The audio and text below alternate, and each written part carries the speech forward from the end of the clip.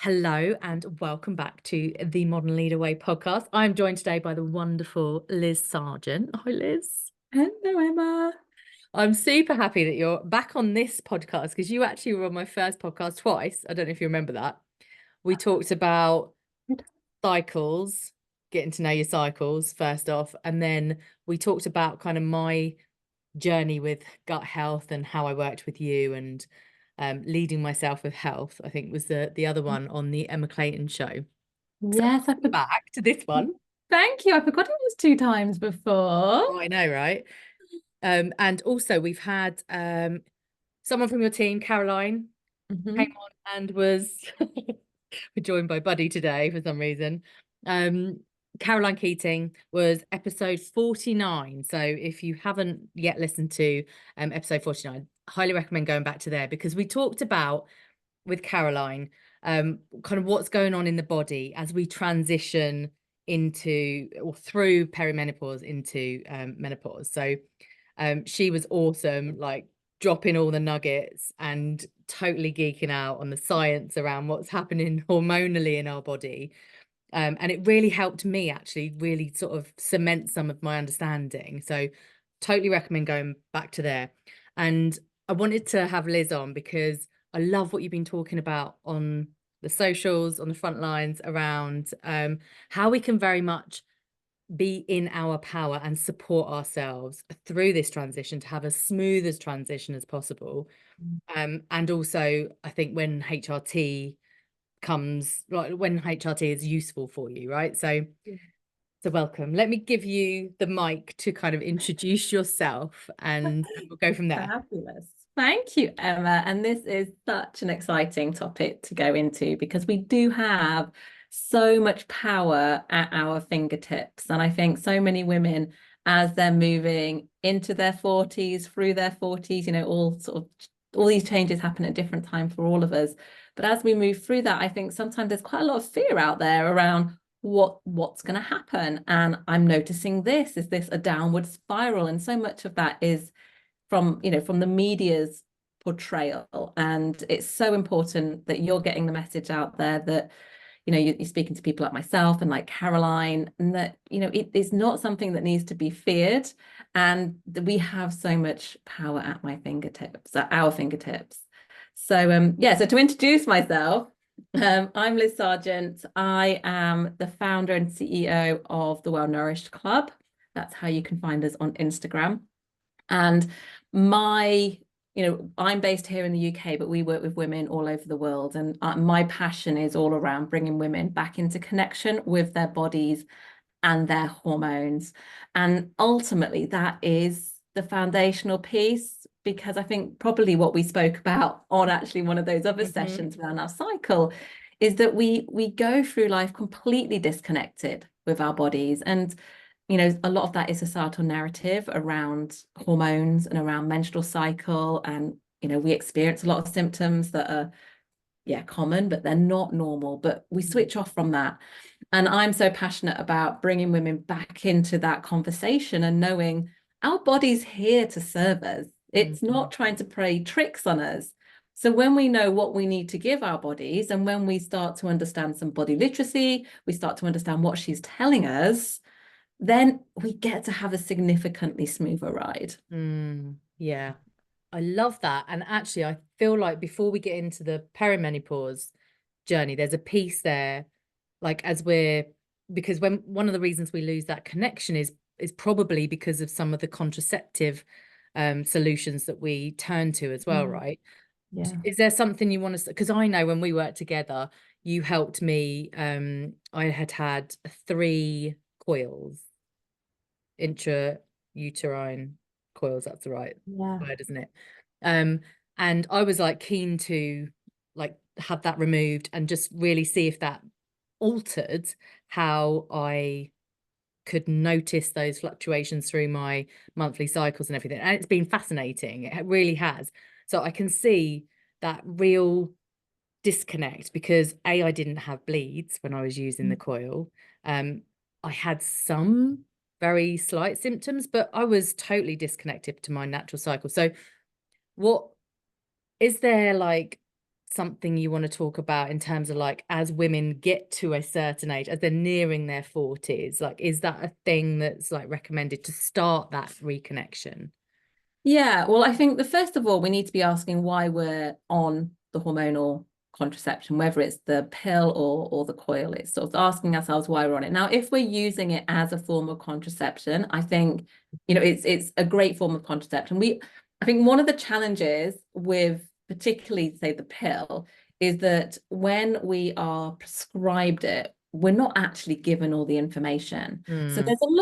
there are a lot of things that the pill essentially the pill switches off our natural cycle. It switches off all of our natural hormones. The hormones that are in the pill aren't hormones, they're just pharmaceuticals. And I think quite often it's talked of, oh, well, we've got estrogen in the pill and it's a progesterone only pill. Well, it's not progesterone, it's progestin. And it works very differently in the body to natural progesterone. And as a result of that, our bodies aren't our whole system is switched off. Our whole reproductive system is switched off.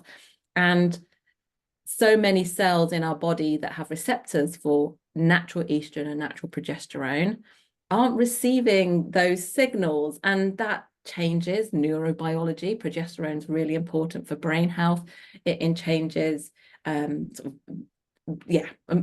of different things. We could go down a rabbit hole. So I think first of all, it's asking why are we taking it, and have I got the information that I need to know about the knock-on effects and the consequences of taking it? Because, there's absolutely like kind of nothing wrong with taking it. If you're taking it or have been suggested to take it to treat hormonal symptoms, then that is a big red flag, because it does not and cannot treat hormonal imbalances.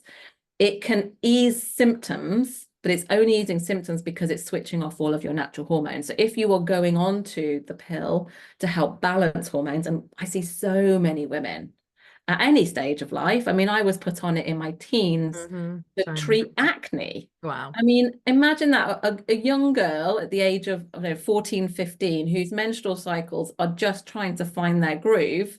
Let's just switch it off completely. Wow. Until you then reach your 30s and you want to have kids. Oh, now it's not returning. It's like there's no conversation at that point. Yeah. And the same is true as we come to our late 30s and 40s. As some of these hormonal symptoms may shout a bit louder, as our resilience is wearing down, as our body's sort of just trying to get our attention, trying to balance that by switching the systems off is actually going to get us potentially into a hotter mess further down the line.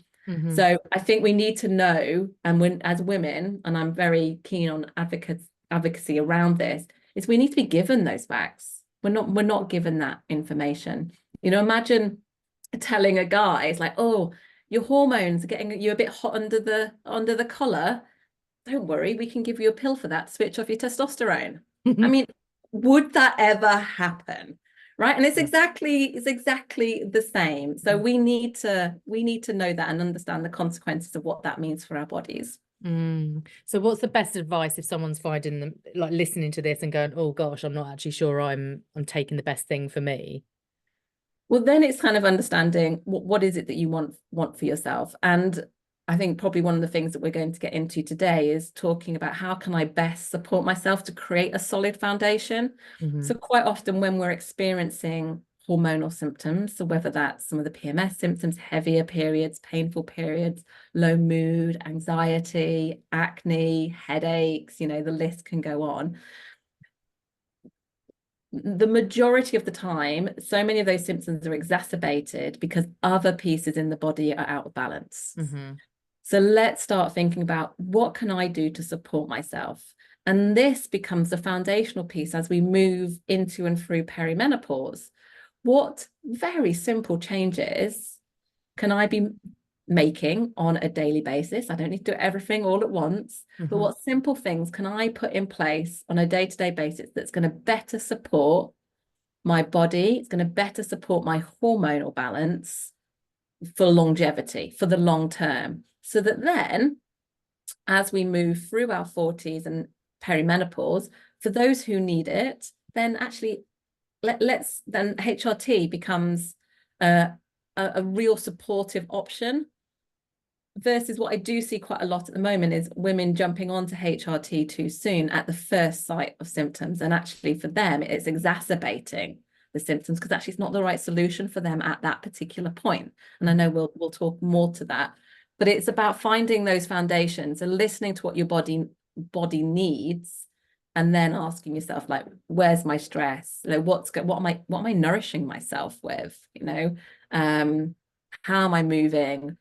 Like sleep is important, right? Just some real basics that, you know, people kind of roll their eye, you know, can roll your eyes at that, but actually we're humans, that's what we need, right? So if you're not getting that and your body's shouting at you, it's about time, you know, we listened. Yes, absolutely. Okay.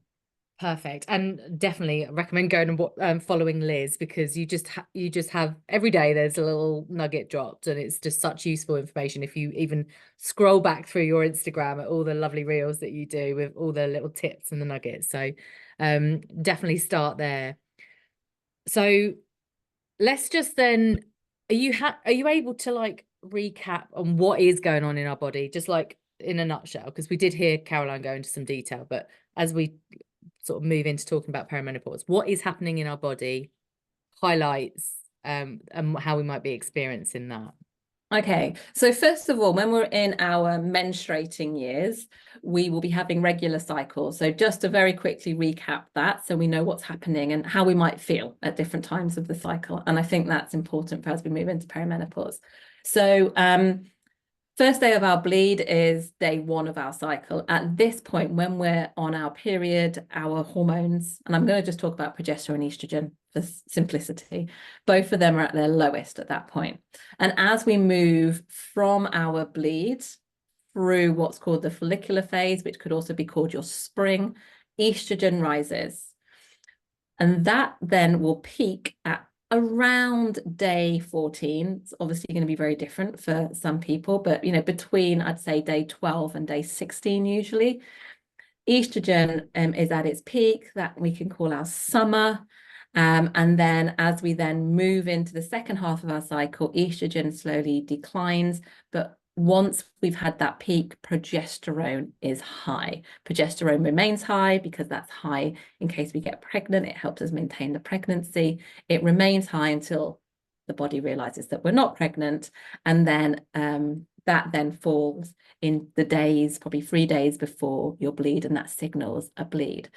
And with that kind of flow, we can talk about our bleed, our period being our winter, the first part being our spring, summer being in the middle, and autumn being the second half of our cycle. It's a bit of a kind of Indian summer kind of in the bit in between.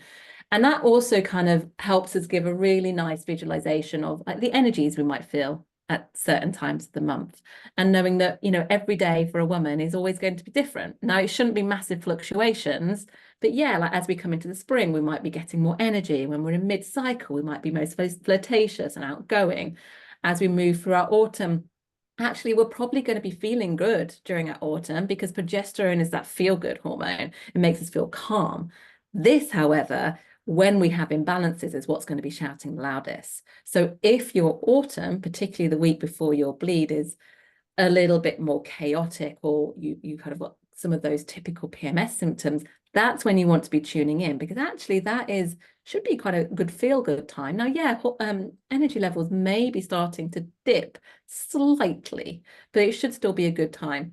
And then as we move into our winter, you know, that's a really great time for reflection and just generally kind of not necessarily wanting to push ourselves, just it gives us this beautiful cadence to life. So that's what's happening as we're menstruating. Now, as we move into perimenopause, what actually happens first in the first phase? So perimenopause can kind of go on for like 10 years. It varies. So it can be between 3 to 5 to 10 years, depending on the individual. And the thing that stops sort of perimenopause is when you've hit menopause. And that means you've been without a period for 12 months or longer. Okay. So the first part of perimenopause, actually what's happening there is actually it's progesterone that dips first. And I think this is really important to know. because particularly in the UK, a lot of the conversation is around low estrogen. A horrendous phrase that some people use is estrogen deficiency, and it's all very estrogen heavy conversation. Whereas actually, for women in their early 40s and mid 40s or 40s generally, you know, it's actually progesterone that the thing that is low first, because if we're not ovulating, which is what's basically kind of happening through those first few years, some months we might not ovulate, and if we don't ovulate, we don't produce progesterone. So that has this low progesterone, which in contrast creates estrogen dominance. So we've still got the estrogen in circulating, but we haven't got the progesterone to even out the ratios, and that creates estrogen dominance, which creates a lot of the symptoms that we experience, which are very similar to those symptoms we might be experiencing when we're cycling, when we've got imbalances, when we've got estrogen dominance. So for the first piece of perimenopause, it's all around supporting estrogen. Also, what's happening at this point, which will exacerbate things, is that estrogen levels are surging. So we'll have some months where we get super high, like maybe 3 times as much estrogen at a time when progesterone is then low. So again, you can see why some of those symptoms may come up. If that's happening and we've got a rocky foundation, that's then when so many of those symptoms become really exacerbated.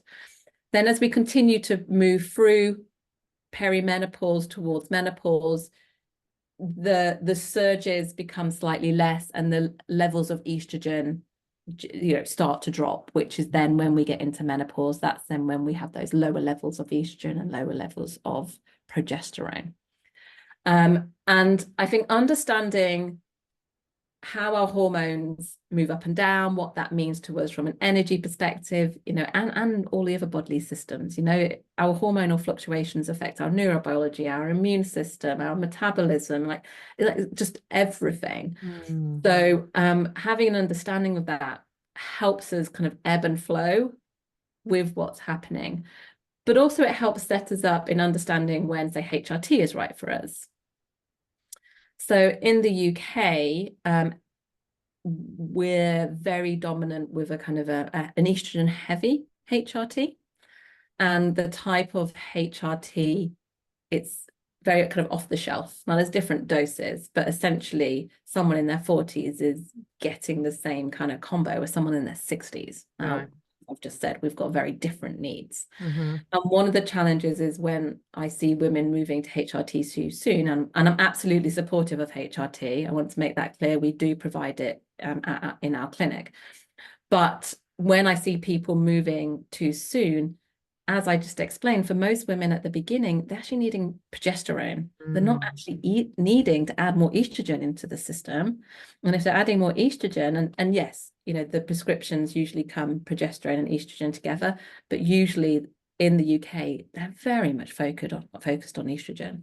And we need to be supporting women earlier on in their cycle with potentially just progesterone and a very different approach if they need it. But there's so much we can do before we get to that stage. So we're setting ourselves up for success. Amazing. So let's get into some of those things. But I just want to say, before I started working with you, 3-4 years ago, I had no idea about this whole cycle, spring, summer, all the seasons, and what day your cycle starts and all that. So I think it's still unknown with so many women. So part of that reconnection is absolutely learning some of those fundamentals, which I love how you describe it. So thank you for sharing that. So yeah, how do we best support ourselves then to help us as we transition? Yeah. So the first thing is really getting into the body literacy piece. I mean, how's your body feeling today, Emma? What's your body telling you today? Like just asking ourselves those questions and getting curious. And I think one piece, whether you're still cycling regularly or if it's a little bit more irregular, and even if you are on the pill or the coil, and like I say, that will mask things, but just starting to have an awareness of how your body feels day to day is the first piece, because then you know how to respond. You know, we can get really targeted with how we respond with different foods, and we probably won't get into all of those details today. But first of all, understanding how your body responds and then get playful. And I think one of the biggest areas where we can make a difference is understanding how our body responds to glucose, what we can do. And I know when we work together, and I do this with all of the women that I work with, is focus on breakfast first. Mm-hmm. You know, start with fats and proteins in the morning. And I've been harping on about this for the last 12 years. I now see it a lot on Instagram. It's kind of like now caught on as a trend, but it's Mm-hmm. not a trend. Mm. It is grounded in science, and it makes such a huge difference as to how you feel throughout the rest of the day. There's like the science behind it, which is very much linked with cortisol levels at that time in the morning, which are naturally higher. Cortisol interacts with our natural blood glucose response. And if we're piling in carbohydrates, whether that's highly refined carbohydrates, such as breakfast cereal, toast, or even like porridge, oatmeal, overnight oats, they're great, but they're giving you this huge blood sugar imbalance, you know, stress response, which then does not set you up for the rest of the day. And Mm-hmm. in that, it influences the choices you make for the rest of the day. It's Yeah. going to influence the choices you make from a food perspective. It's going to influence the choices that you make in the conversations you have, the choices you have, the drinks that you have, whether you do exercise or not, how stressed you feel. The knock-on effect of one simple choice at breakfast can be Yeah. huge. And when you think of that day on day, you're either compounding towards a, a, a sort of a less favorable experience of your body and hormones, or you're compounding towards feeling more energy, feeling more clarity, feeling more grounded. And it's just one simple choice. And it's so simple. People ignore me. Mm-hmm. And then it's funny, I was having a coffee with friends a few weeks ago, and I've known them all a long time. And then one of them sort of came in, she was like, "Oh, Liz, I've been waiting to see you. You'll never believe it. I've started having fats and proteins for breakfast. I've given up my overnight oats." And oh my God, you're right. I feel amazing. I have so much more energy. I'm not irritable with my husband anymore. The kids think they've got a new mum. Just unbelievable. And everyone else around the table absolutely creased up laughing because they'd like taken on the advice years ago. And she was like sticking to her overnight oats. And but it just sounds so simple, but Mm. the changes are really quite profound Yeah. within a week. But actually, if you think about that over time, it is huge. I can So totally vouch for that. Totally. Because I have always struggled with knowing what to have for breakfast. And I've never always been hungry in the morning either. So I think that's another thing is like I don't necessarily want to eat anything. So now it's like my if I just do one thing, it's like try and get that breakfast as right as I can. And when I'm on like the go quick and I'm still trying to think about can I just have an avocado, half an avocado or something before I even eat anything else, or just do something that I know is going to serve me better. And yeah, boy, do I feel it still if I don't get that quite on point for me. yes. So yeah, absolutely don't underestimate that bit of advice for sure. Um, so so we've got breakfast, we've got that knock-on impact on the blood sugar levels because really we want to be stabilizing those and having rolling hills rather than peaks and troughs, as I know you like to describe it. Um, what other things? What about supplementation? Like, is there certain supplements that we should be taking at this time of our? Yeah. So, I mean, one that's really essential, was really important for women, whether you're on HRT or not, but especially if you're on HRT, is getting some good quality B vitamins. So you want to be looking at bioavailable B vitamins and not the cheap ones that you get from the supermarket. You want to be getting ones that have been in what you call a methylated form. Basically, that's part of the process that they support in the body. And that's because they are essential not just for energy production, but for our hormone metabolism and detoxification. So if we're moving through a time in our life when, say, estrogen levels are surging, we want to be supporting our body in moving them through and out as quickly as possible. So actually having some of these essential nutrients that support this is critical. So that the B vitamins, magnesium is also very important, zinc. So whether it's we're using a good quality multivitamin that kind of covers everything, or we're just looking at a B complex. And I mentioned it's really important for women on HRT because, again, you know, HRT is the difference between HRT and, say, the pill is that the pill is a pharmaceutical. HRT is bioidentical hormone. So what we're taking looks and acts like our hormones do in our body. And again, we want to be making sure our body can clear that. So, you know, naturally, now, if we're deficient, if we're eating a nutrient poor diet, if we have like gut infections and we're not absorbing the nutrients we need from the food, that in turn is going to affect our experience of our hormones and of HRT as well, actually. So that would be one of the kind of real foundational ones. Other supplements that can be helpful. So if we're not eating lots of oily fish, you know, adding in some good quality. Again, quality is important with omega-3. We want to be making sure that it's processed in a good way. So not, just, again, supermarket ones won't be. So something like Bare Biology, that's a good brand. Nordic Naturals is a good brand. Collagen can be helpful. So our natural collagen production declines quite significantly as we move into our 40s. So that's helpful for joints, it's helpful for skin, it's helpful for all of those connective tissues. So hair, nails as well, pelvic floor. So all of those pieces are important. Then you can go down supplementing to support hormonal symptoms, which is lots of different avenues depending on what's coming up.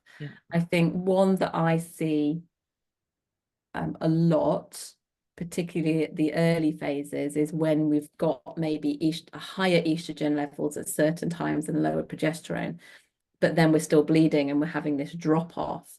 Actually adding in things like phytoestrogens in the week before and during your bleed can help buffer the impact of those changing hormones that, like I say, you know, those hormones are on every single like cell in our body, have receptors, particularly for estrogen, on every cell in our body. So if we're experiencing this drop, we often feel it's like headaches is a really good example. You know, a lot of women experience headaches, and that's usually due to the sudden drop or the extreme from the high to the low of estrogen. So adding in phytoestrogens can be helpful. That can be done by food, like edamame beans,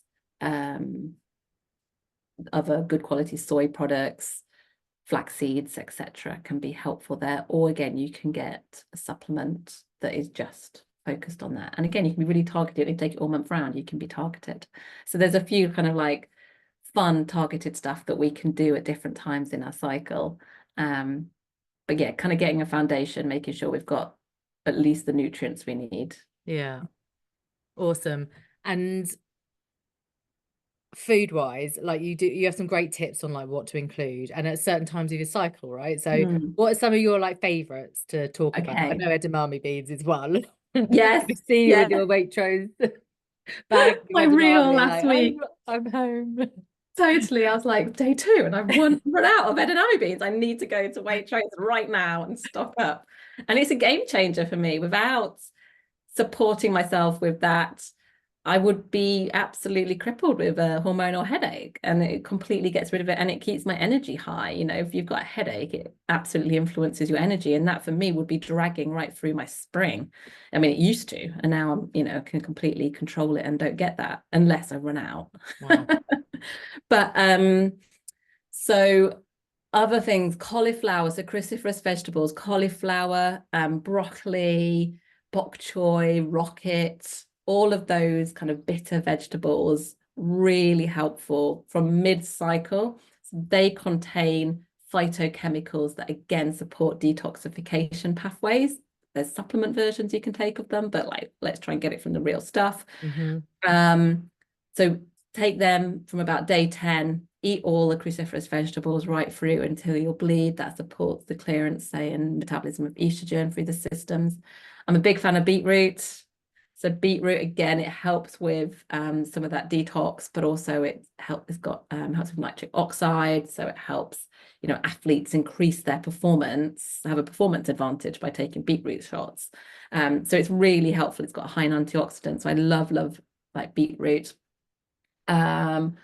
Sulfur containing veggies such as garlic and onions, again, they're really helpful. Eggs, little nutrient powerhouses. They've got all the B vitamins in it, as well as so many other nutrients too. Choline is really important, yeah, and eggs. So there's some powerhouses. Another powerhouse is liver, which I know some people be like, oh, but pate, a lot of people quite like pate. And I'm a fan of pate. So liver again is an absolute, it's like up there on the superfoods. I mean, people kind of like have blueberries and stuff on a superfood list, but liver is well above that on a superfood list. Amazing. Awesome. And as I was listening to you list that list of foods off, I was like, thank goodness I worked with you to get rid of that sulfur loving bug that I can you remember? I wouldn't have been able to eat any of those if I still had that, because that would have exacerbated it. And I think that's the power of this, right? I'm guessing the approach is very individual based on each person, right? And the testing that you do is just great to like really get into the nitty gritty and to be able to like find the root causes. What's the best way to like kickstart that off? Is it the women's health assessment that you do? Like what's the best way?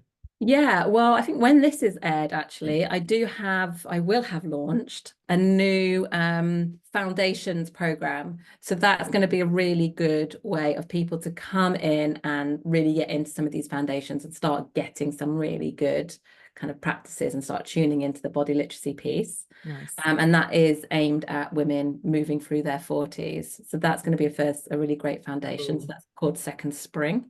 Nice. And then just if you're wanting that personalization piece, the women's health assessments are a great start. So with that, we understand what your journey is up until this point, because so much of what you've been through is defining what you're experiencing at the moment, what you're experiencing right now. And then actually we put together with you that roadmap to move you forward and make personalized recommendations on supplementation, on diet, on lifestyle, and any other testing that we think that would be helpful. And as part of that, we include the analysis of blood test results that either you can write to your GP and get those, or we can order them privately for you. So again, it gives you this incredible kind of MOT situation of what's going on now and how do I personally move myself forward. So that's a really great starting point. Yeah, and I highly recommend it, having been through this process myself with Liz and the team. So yeah, get on that. I'll make sure there's links by the time we get to publish this to that foundational piece as well. That sounds amazing. What have we not talked about? Caffeine. I just wonder about caffeine actually, because I can easily switch between caffeinated coffee and like decaf, but does that even make a difference? Or like start with caffeine? Yeah. So a lot of people rely on caffeine as a crutch. They think it's giving them energy, but actually when we look into it, and everyone who I've challenged, like let's slowly come off the caffeine, have huge energy boosts. Like depending on how reliant you are on it at the beginning, there may be a little dip for a few days, but then suddenly everything becomes so much easier. And it's like next level energy. Waking up becomes easier. Falling asleep, staying asleep is easier. Energy throughout the day, we're not got the ups and downs. And one of the challenges with caffeine, particularly, I think, as we're moving through our 40s, as we've got to this time in life, quite often but there is a general loss of resilience generally. We've got careers, we're at the peak of our careers, we might have young families, or we might have teenagers, we might have elderly parents. We've got so much more responsibility on our shoulders. So overall, our resilience is low, and actually stress is quite high. And one of the challenges with caffeine is its impact on our stress response, and it creates increased, and I call it hidden stress. I call blood glucose imbalance hidden stress too, right? Hidden stress in the body that then creates more issues. And again, it's one of those compounding effects. You know, you have these little hits, but actually over time, it's moving you away from where you desire to be versus towards it. So I would definitely challenge people to wean off and then give up coffee at least for 2 weeks and see how you feel. And, you know, I'm not against having a little bit, or, you know, definitely not just coffee, but also any of those pops. They're like, they should just not be in your life.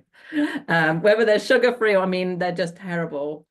But yeah, give it a go. Come off and see how you feel. And like, you know, I'm not against it completely. Like, you know, there might be days where you just need a little pick me up, but when it becomes every day, that's a problem.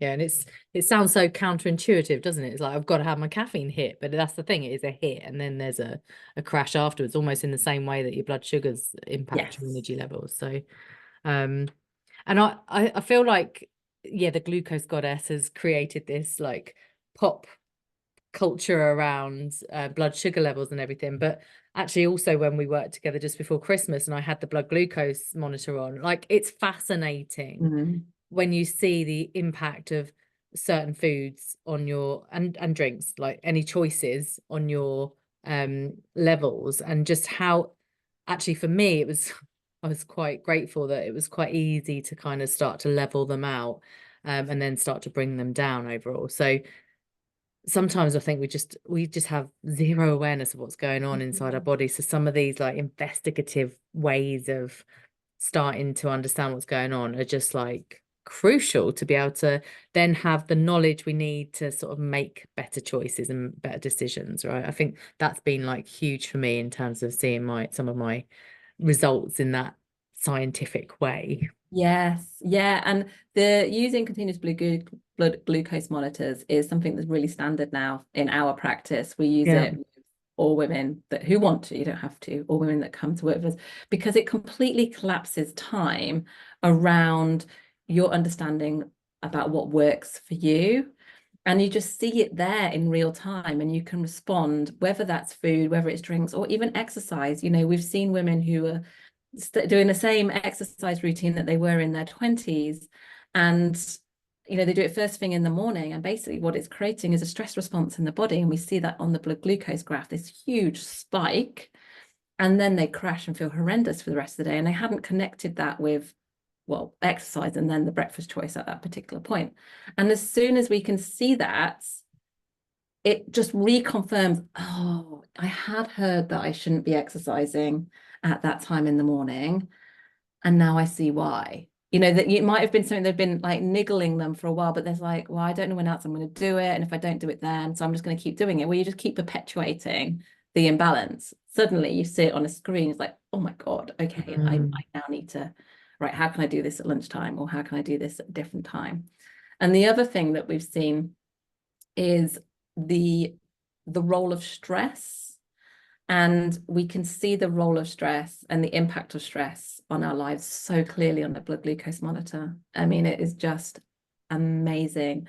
Some of it is learned stress responses. So for example, we all have a peak in cortisol first thing in the morning. It's what gets us up. It makes us feel alive and switched on. But we've seen so many of the women that I work with who are high performing women, they have this learned response where they have spent however many years getting up super early, doing a workout, then potentially getting the kids ready, getting the kids to school, getting to work. When they wake up, they might be checking their emails, constantly switched on, and their body's the body is already anticipating that that is what's going to happen. So what we can see before they've even woken up is this increase in blood glucose to actually quite a high level. Some women are in the pre-diabetic stage just by stress response. It then stays, you know, high or slowly comes down, and we've got this dysfunction. Or we see people going into the same meeting every week that they find it Mm. slightly stressful and confrontational. And we see this on the blood glucose. Wow. Same with school pickup, getting like the commute home. So starting to understand what's affecting us can then in real time can then allow us to put things in place to help counteract that, whether that's micro moments or approaching things differently or changing the timing of things. Mm. It becomes such a powerful tool. Oh, amazing. I love it. I love it all. Um, what else? Is there anything we've missed off, or have I we think done another a good piece is job? alcohol, Yes. just to, throw Go on that then. banner in the works. But yeah, alcohol as we're in our 40s isn't our friend. Mm. And I'm not like saying completely go teetotal, but I think it's really about being responsible and making choices. I think a lot of women don't realize the full impact of what alcohol could be doing and contributing to their hormonal experience and the symptoms. Mm-hmm. It contributes to like estrogen, so it can, increase estrogen in the body. It will be reducing our ability to metabolize and clear hormones and other environmental toxins out of our system, because essentially alcohol is a poison, so our body will prioritize that. And it moves through the same and similar systems in how it's going to be metabolized and cleared out the body. So really, as we're having alcohol, it's just putting more burden on the system. Often we'll have it, like most people, if you're having it in the morning, there might be other issues going on, but often we have it in the evening. Then that has a huge knock-on effect on sleep quality. It raises our heart rate, which again will have a knock-on effect on how we feel the next day and the choices we make the next day. It's just wide-ranging. So I don't want to be a party pooper, but when we understand that, and actually we can be more strategic as to when we have a drink, so maybe have it earlier in the evening, what time in our cycle we're having a drink. Actually having it mid-cycle probably isn't a good idea, and having less in the second half of your cycle is probably going to be more helpful. If you're in the days before your bleed, maybe consider not having any at all. So just being really conscious and making choices that support us and again move us towards where we want to be and how we want to feel versus away from. And I think so much is when we're in that moment of whether it's like wanting a drink or whether it's, I know I should be going to bed now, but I'm going to continue scrolling on my phone, or I'm going to watch another episode on Netflix because it'll be fine. We need to think about future Liz. Like we're basically screwing over future Emma or future Liz by just living in this one moment. And then the next day, the consequences are future Liz feels rubbish, is going to make bad choices and feel bad about herself because she's making bad choices, and also regrets not going to bed an hour earlier, or regrets the extra gin and tonic she had right before going to bed. Yeah. We need to take some self-responsibility in that and do the self-parenting. Like, I've got 2 young kids. So I know that in my parenting of them, I try and get them to go to bed at a good time. I make sure they don't have ice cream in the half hour before they're going to go to bed. And I set them up for success because that's going to make everyone's life so much easier the next day. And then the next day, it has a compound effect on everything. And the same is true for ourselves. So a bit of self-parenting, a bit of looking out for future self will just absolutely set us up for success. I love that. And it's weird because intuitively I feel like I can't handle alcohol anymore. So I very rarely have it, which for me is quite huge. But I'm kind of trusting that it's again that body knowing, isn't it? Like your body is telling you what it wants and what it doesn't. So to listen to that. Liz, thank you so much for sharing your wisdom with us. I could talk to you forever as always, but let's wrap it up there. If there's like one message you want to give to women who are either in their journey already or entering it, what is the message of hope that I know you bring that you want to give to them? I think my message of hope is that we are all completely bio unique. So my experience is going to be completely different to yours and your best mates and somebody else's. And we need to remember that because we take on so much from other people's experiences and journeys. And in that, there's this self-fulfilling prophecy of like, oh my God, it's going to be doom and gloom for me. but it doesn't have to be. What we need to be just doing is firstly just listening to our bodies, understanding what she needs, understanding those sort of ebbs and flows and how we can support ourselves at different times of the month or different times of where we are on that journey, and then putting some of these foundational pieces in place, you know. So when we start really kind of just leading ourselves towards how we want to feel, it makes a huge difference. And then knowing there are so many options out there, you know, HRT is a really great option, but actually let's get the foundations in place first, unless you've already hit a brick wall, and then you might need some relief. But don't, you know, let's not just, you know, lean on that and then, you know, not addressing some of the foundational pieces. You know, we get to make the choice, and there's so many choices we can make. I, for one, am super grateful that you're in my life. Like, even if I'm not working with you directly, you're still there reminding me of all these little things that we can do to just support ourselves. So thank you for doing this work in the world. It is so needed.